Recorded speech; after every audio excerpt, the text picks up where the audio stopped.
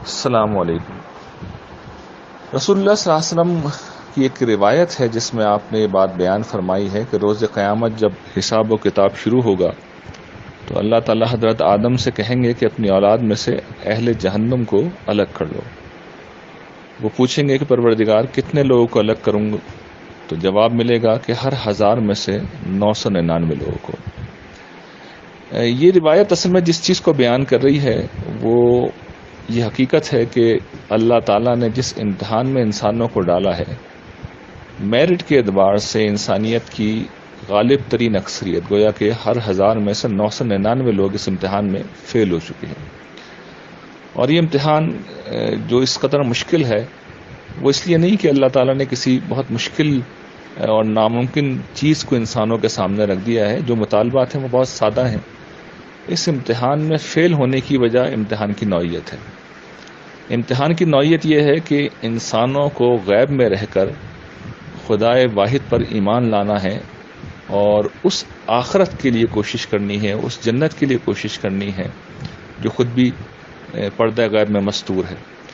دوسری طرف انسان کی کمزوری یہ ہے کہ وہ حواس سے ہی بس چیزوں کو محسوس کرتا ہے، اور جو چیز حواس سے ماورا ہو انسان اس کو پوری طرح اپنی گرفت میں نہیں لے پاتا۔ اس کے ساتھ انسانوں کی ایک اور کمزوری یہ ہے کہ انسان ان چیزوں پر زیادہ توجہ دیتے ہیں اور ان کے لیے زیادہ محنت و جد و جہد کرتے ہیں جس کا نفع یا نقصان فوری ہو۔ اللہ تعالیٰ کا اصول یہ ہے کہ وہ نہ فوری طور پر جزا دیتے ہیں نہ فوری طور پر سزا دیتے ہیں۔ جنت ہو یا جہنم ہو، وہ ظاہر ہے اگلی دنیا کی موت کے بعد کے معاملات ہیں۔ تو یہ دو چیزیں ایسی ہیں جن کی بنا پر انسان خدا کی ہستی کو، جس کی موجودگی کے ثبوت جگہ جگہ بکھرے ہوئے ہیں، اور وہ آخرت کی دنیا جس کا ہونا یقینی ہے، ان واضح ترین حقائق کو بھی انسان نظر انداز کر دیتا ہے۔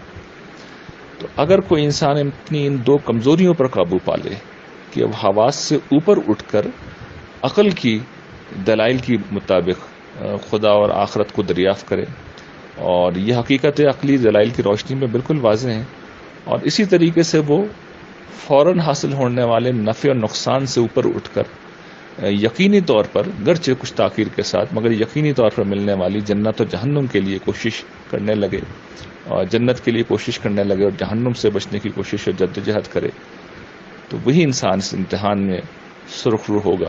اللہ تعالیٰ سے دعا ہے کہ ہمیں وہ ایسا ہی انسان بنا دے۔